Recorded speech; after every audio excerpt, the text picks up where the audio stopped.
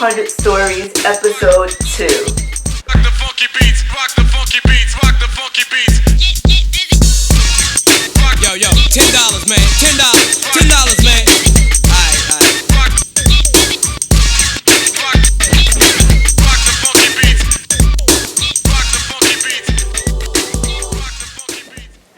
Hi, it's me, Missy Mist, back at you for SB1200 Stories. I received a few emails regarding my first episode, and you guys really enjoyed it, so thank you so much for that. My husband was like, "What? You giving this away for free?" Yeah, baby. I mean, of course, there's deeper. There's the stories, the surface. The stories. Look what we did. Yeah, look what we did. And then there's the stories. But you're not getting that. Listen, SB1200 Stories, we left off where Skylight Express in the Town and Country Mall, where Pashonda and I, which is my best friend growing up, we went to see LL Cool J, and he drove by, remember, blew the kiss, and we fell out, and our parents was like, "What?" Okay.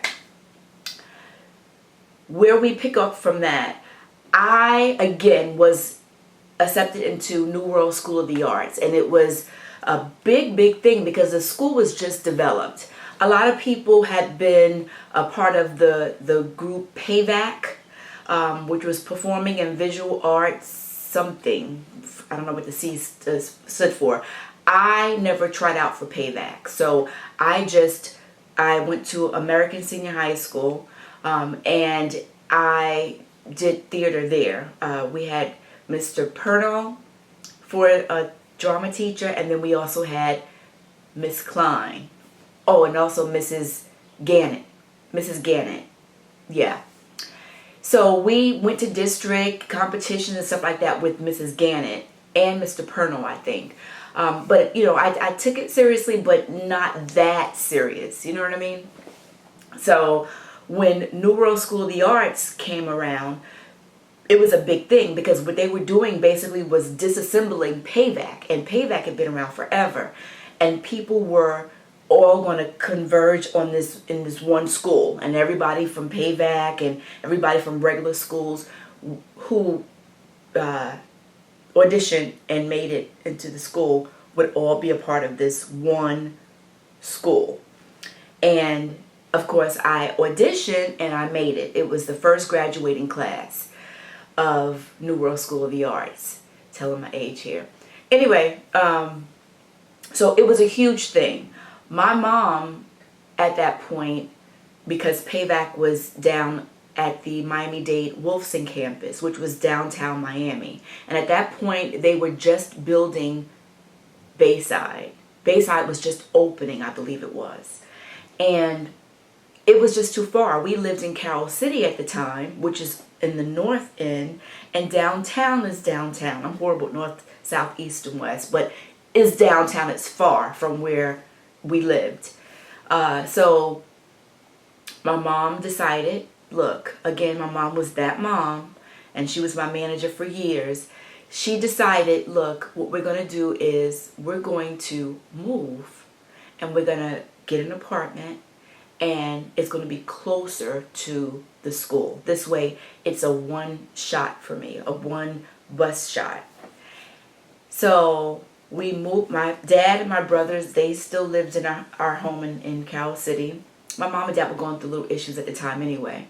But we moved to August Manor, which was an apartment complex in Miami Shores. Now, we were very familiar with the area because we had a house in Miami Shores and we moved there. I went to Miami Shores Elementary. I also went to Horace Mann.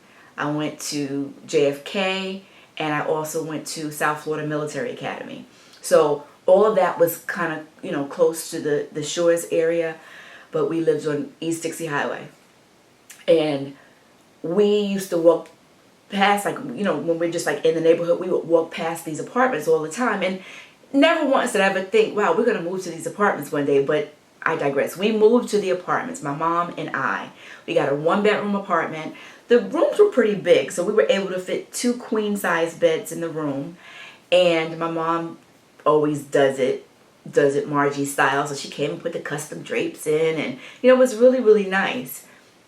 I was still, missing home and missing my brothers and everything, but we moved there. I went to New World School of the Arts, and I would catch the bus right in front of Burger King on Biscayne Boulevard. There was a Burger King, a Publix, a Winn-Dixie, a Burger King, and in front of that, I would just walk there every morning. And I had a friend, his name was Jaime, and he, I think, was a visual artist, but it just so happened that I met him, from catching the bus, and he would wait for me every morning in front of my apartment, and we would walk together because it was pretty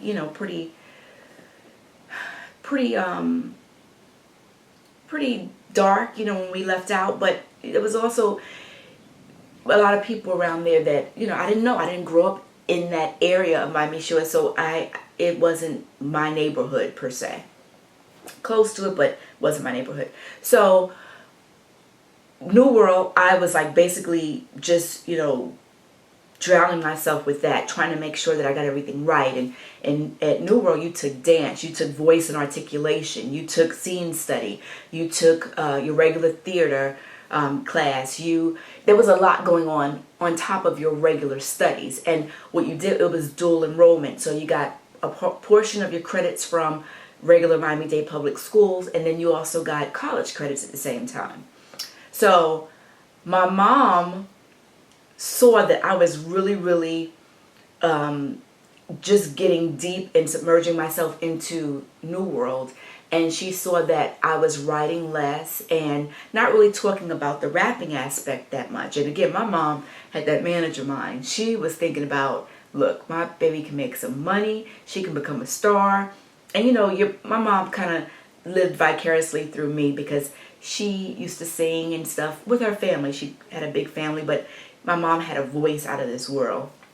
So she wanted to see her baby's name in big lights, and she wanted stardom for me, and I wanted it for myself as well. But I was more inclined to be an actress than I was to be a rapper, because let's face it, I wasn't really that edgy. I grew up in a middle class family, and even though I'm from the Bronx, we didn't live that hard of a life, you know what I mean, that a lot of people did back then. We moved on up like the Jeffersons, you know what I mean? But my family still lived there, and it's not like I didn't know about grit, but I have to be honest, we were a middle class family living in Miami, Florida, a house in Cal City and a second house in Miami Shores, and we rented out the Cal City home for some time to, we had people, what are they called? We had tenants. So back to the acting, I wanted to be more of an actress, but I said, you know what, if the rapping thing comes about and I can, become a rapper, I'll use that as a vehicle to become an actress. And that was always what I said during my interviews, during my statements, that when I had to give a statement to the recording company and they asked you a little bit about your bio, that was always what I said. And I think in the long run it might have hurt me, because I wasn't saying I am a rapper, I want to rap to for the rest of my life, and this is what I want to do. I always said I'm an actress, and yes, I rap, but I'm going to use this as a vehicle, whichever comes first, to become an actress. So my mom began to call Norberto and Eric, like, Missy's not that interested that much, like she's not really speaking about the rapping aspect anymore. And at one point she was really hyped about meeting you guys, and now it's more about the acting aspect. So Eric Griffin calls me on the phone and he says, look, let me hear what you have written. So I did a little rap for him, and he was like, okay, that's cool. He said, yeah, Norberto said you were tight, and that type of thing. So he says, listen, I'm gonna call you in, and we're going to do pre-production. And I'll never forget, Lake Lucerne is where Norberto had his home, and that's where Base Station Studios were. The pre-production studio was in the back of his house. He had a separate separate portion of the home in the back, and it was Eric's studio where Eric did all pre-production. And then we would record at Quad in North Miami with Bob Ingra. And he said, look, I want you to come to the house, and I have a track for you, and I want you to listen to it, and I want you to write something to it. So I'll never forget, it was going to be my first time meeting Eric Griffin face to face. So my mom had to work. Again, you know, we were kind of on our own, living in Miami Shores in this apartment. So my mom was working, she's a nurse, she was working double shifts and, you know, grinding, trying to make sure she was able to keep up this rent. And her car note, you know, and just, you know, be independent. So my mom asked my uncle, who is Keith Warnock, and Uncle Keith, he was a lieutenant for the City of Miami Police Department. I'm sorry, Fire Department. He was actually the first black lieutenant and the youngest black lieutenant at the fire department. Shout out to you, Uncle Keith, and the Warnocks. But my uncle was in town because he was just about to leave his job, and he was moving back to New York with his family. So he was here, and he said, look, I'll take her, because my mom wanted to show, look, there's a male figure involved, and again, my mom and dad was going through a little something. So my uncle said, no problem, I'll go with her, and I'll, you know, show that there's a man, you know, involved in this, and there's no taking advantage of my little niece. So my uncle drives over, and I'll never forget, my uncle actually dropped me off, but when he drove me over, he was like, wow, look at this. The house was just absolutely beautiful. It was a beautiful house. Yes, it was in the center of Lake Lucerne, which wasn't the best of areas, but it was, I call it ghetto fabulous. You know what I mean? Like, it was an over improvement for the area. It had the wrought iron gates on the outside, the Chattahoochee driveway, which had a big Mercedes-Benz emblem that was made of a different Chattahoochee color. Just beautiful. And as we walked in, Norberto greeted us, and he had just come back, I believe, they did a college tour. I think might have been Dimples T and Kenny Brown and Too Tough T and Myron Johnson. I think all of them did a college tour. And he was really, really tight, and he was complaining about his back. I'll never forget, he was like, oh, my back has just hurt me. Nice to meet you, to my uncle. He and I had already met, you know, outside of 99 Jams, which was then WEDR. And he said, well, this is Eric Griffin, and I met Eric, and, you know, we gave each other that little look. And because you hear people on the radio, you hear, you know, Eric wasn't a bad looking guy, he was a very nice looking guy, but his voice just was like very deep and authoritative, and, you know, he just sounds so much different from the way that he looked. And I'll post a picture of him on the screen. But he, you know, gave us both a firm handshake, nice to meet you, and he cracked a couple jokes. Eric was really funny. He cracked a couple jokes, and, you know, was like, okay, you know, you can go ahead and I'll call you once it's time. So I believe Uncle Keith just like kind of just like went around and drove around in the area. But production wise, Eric was very, you know, it's you and I in the studio. So if there's no trust, then we really can't work together. So it was he and he understood the grounds, and he didn't make any passes or anything. He was very, very, you know, professional and business-fied. Well, let me turn this off because this is giving me some feedback. I have my TV on mute. Anyway, so he gave me the beat, which was for Make It Mellow. And he said, yeah, this is good. And he was on his SP1200, and he's doing the beat, and he was like, yeah, this is Archie Bell and the Drells. And I was a teenager, so I knew nothing about Archie Bell and the Drells. I didn't know who that was. But I knew that it sounded good and it was different because it was make it mellow, da na na na na, make it mellow, da na na na na. It was like a drag, and I was like, okay, this is different from what I hear out there. And the beat was just so funky. I was like, oh my God, I have got to kill this, right?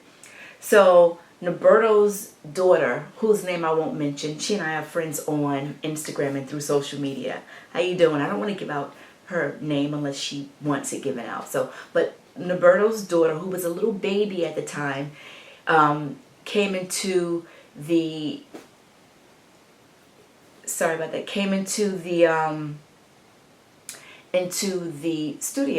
the pre-production studio, and Eric recorded her saying hi, which was so cute. But that's what you hear in Make It Mellow.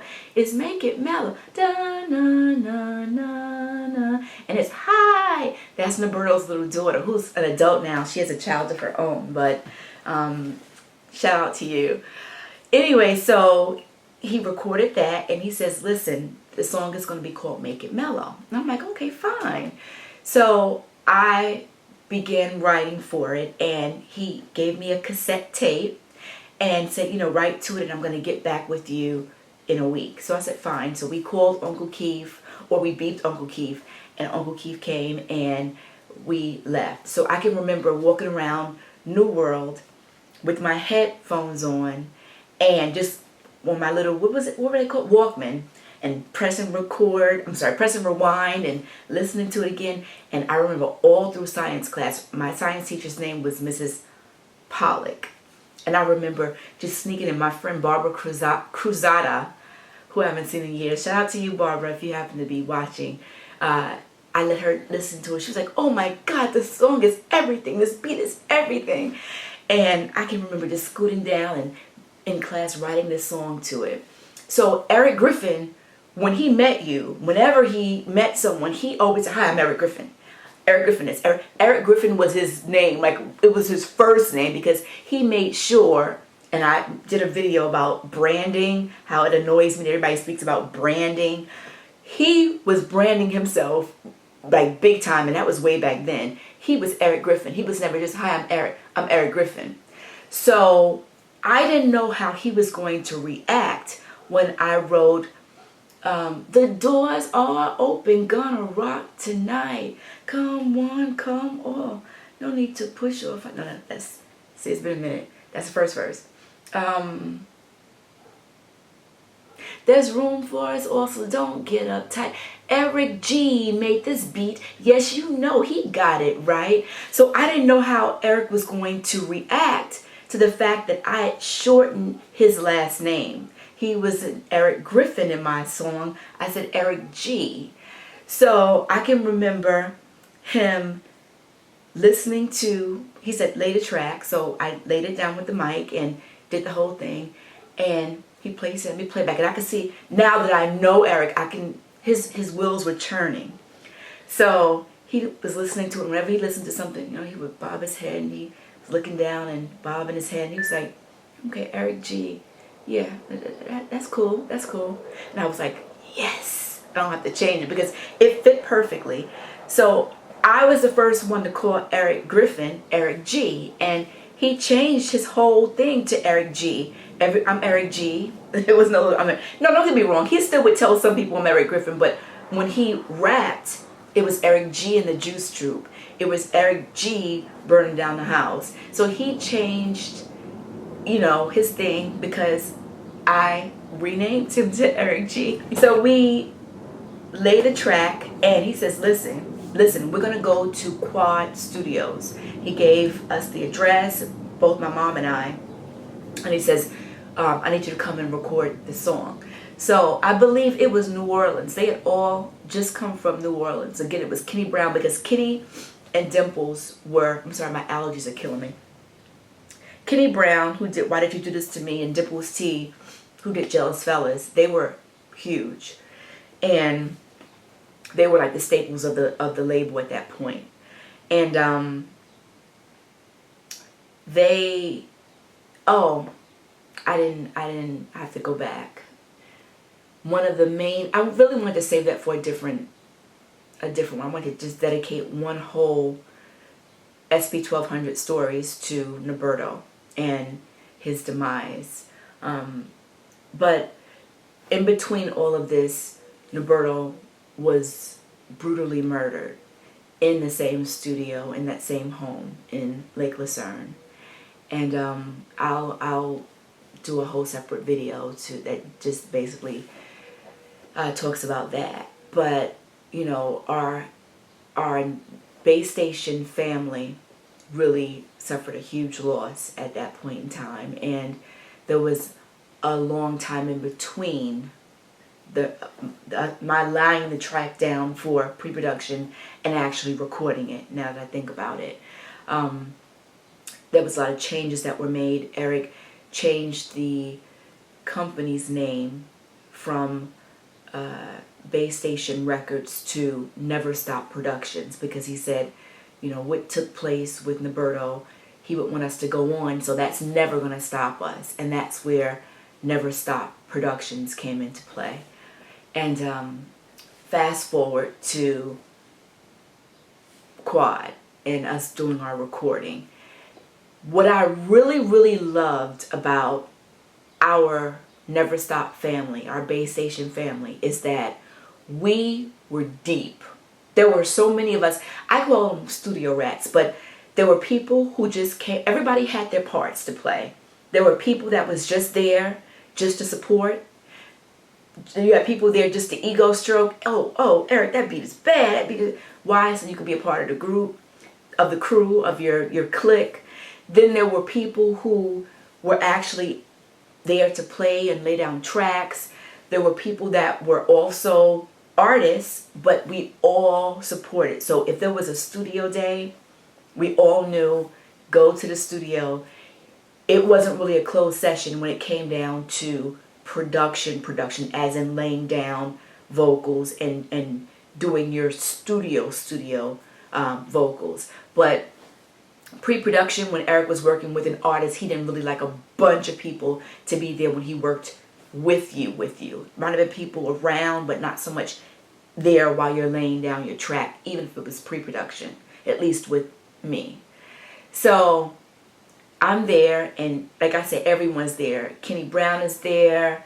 There were just so many people there. I can't. Of course, Smokey was there. Shout out to you, Smokey. Oscar Patterson, that's Eric's cousin, who was the vice president of Never Stop. Shout out to you too, Lisa. That's his wife. But we were all there, and it was time for me to lay my vocals down. So it was my first time ever being in a studio. So we're just snapping pictures, and I'm just so elated. Like, wow, I'm recording, and look, all of these people are here to support me. And wow, I was a teenager. It was a big thing for us. So he tells me to go into the booth, and he said, you know, make sure you talk in. He called it the spitalizer, which is just like the little, it's a piece of stocking that they put around a round thing so that when you speak in front of the mic, you don't get any of the going on the microphone.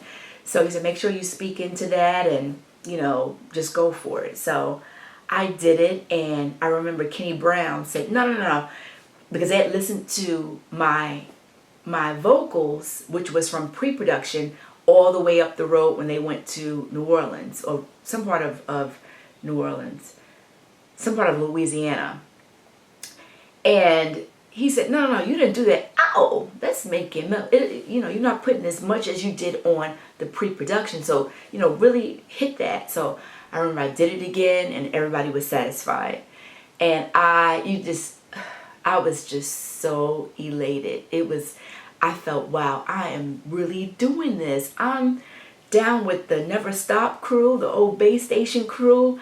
I'm a recording artist. Like, it was huge for me to go from writing and recording to LL Cool J's beats that played on 99 Jams or WEDR back then, to actually being in the studio and recording my first record. It was huge.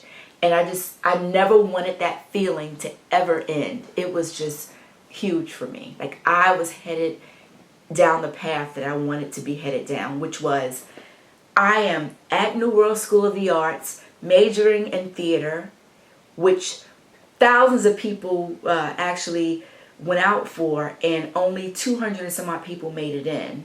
So I succeeded on that end. And now on the other end of the spectrum, I went from a hobby of just simply writing poetry and then writing raps to recording in the studio. I mean, big things were happening for me. So after I did that recording, he said, you're going to come back because we need to do a side B for the record. And back then it was a vinyl. So you had a side A and a side B. And I auditioned with Just Kickin It. Even though I used to call it something else, but it ended up being Just Kickin It. And it was my sample of saying Just Kickin It that Eric used, and that became the title. So a few weeks later we recorded Just Kickin It, and we went on about our way. I was back in school and sticking to that, and I hadn't heard from Eric for a while. So my mom again, manager style, my mom was strong-arming people, manager style, she was making these phone calls like, look, Eric, when's the record gonna come out? Missy's getting, she's delving into this acting thing again, and I really want this for her. I want her to be this recording artist. Do you have any clue when it's gonna come out? That type of thing. So I'll never forget, it was one evening, Eric called, and he was leaving WEDR, and back then Leo was the program manager. And he said, God rest his dead, Leo. He said, listen, I just left the radio station, so look, you better do this now, because your record's going to play, and it's going to play tomorrow. So listen out for it. And I think it broke on James T. Back then, James T used to have a morning show, and I believe it broke on James T's morning show. And I remember it used to play every morning on James T's show, every single morning, and people at the school knew. But just the first time I heard it, and I can remember being happy, but I was like so particular and just like so hard on myself. I can remember thinking, oh wow, I don't sound like myself. I could have done that part better, or oh, I should have done my ow differently. And I can just remember being so hard on the way that I sound over the radio. And I remember asking my mom, do I really sound like that? She's like, yes, it sounds like you. But to my ear, it didn't sound the same way. But I mean, don't get me wrong, I was still happy and it sounded good, but it just didn't sound like the way I hear myself sounding, if that makes any sense. Garbage truck is going by, excuse the noise. But I remember him saying, Missy, we have a hit. This is going to be a hit. So, I'm thinking, okay, I didn't know what a hit actually meant when, thinking about the actual, how it can change my life. Like, is it going to be a hit as in people are going to know my name here in Miami? I just didn't know what a hit actually meant as a kid. So he said, look, we're having a show, and it's going to be a showcase show. And it's going to be at Club Nepenthe, which was in Broward. Now, not only did I, not frequent clubs, but I had never done a show before. Not a show performing my own music. I had done theater before, done plays, but never a show. So I had to get dancers. I had to get my outfit, my hair. I just had to start from scratch. Like, oh my God, where am I going to get this stuff from? So my best friend at the time, Prashonda, she had two friends that she went to school with. And Shonda was younger than me by, I think, 3 years. So her her schoolmates were younger as well. So, dealing with myself, who was also in school, and them being in school, I wanted to make sure that whichever dancers I got for this show, it would be a dancer that would go on the road and do everything along with me. And I really debated, and my mom debated, what we should do for dancers. I didn't want grown-ups, because back then I was a kid, I didn't want grown-ups to be on the stage with me, but I also didn't really know that I wanted another kid to be on stage per se, because it would be a lot, them having to take off from school. Would it mean that I wouldn't be able to do certain shows because they're much younger than I? Would it mean that I wouldn't be able to perform as often unless it was on the weekend? It just meant a lot. It took a lot for us to actually get these dancers and decide on what we wanted for dancers. I'm sorry, I have sinus issues and my eyes are really watering and burning.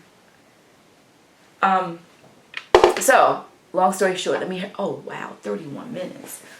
Okay, I'm gonna have to cut this and make another, cut this really quick. Okay, Club Nepenthes, where we're gonna end on this one.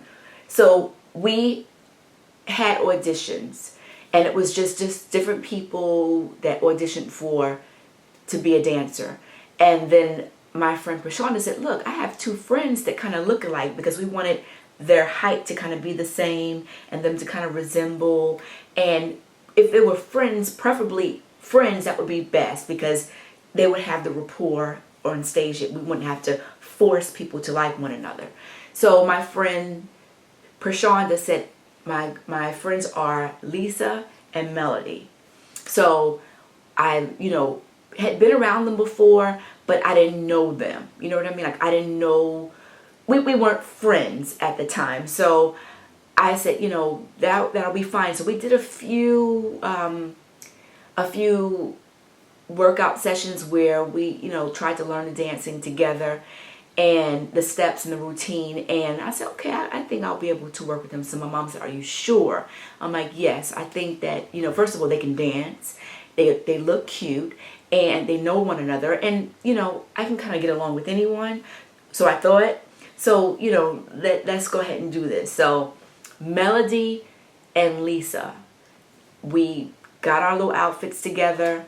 There wasn't a whole bunch of money involved. So I believe that I actually gave one of my outfits that I normally would wear. One of them wore that, and then we bought a second pair, or they brought their own pants. It was something ghetto, but it looked cute.